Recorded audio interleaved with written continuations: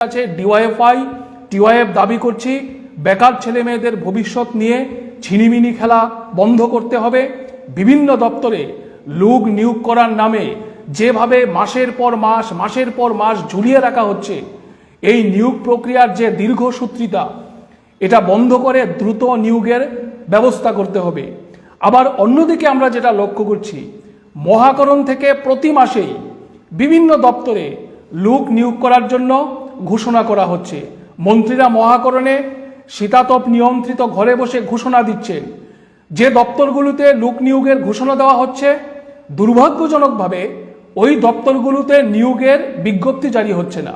আবার যে দপ্তরগুলোতে বিজ্ঞপ্তি জারি করা হচ্ছে, দেখা যাচ্ছে 2 মাস পর 3 মাস পর আবার সেই দপ্তরে লোক নিয়োগ করার জন্য মন্ত্রী সাহেবরা ঘোষণা করছেন।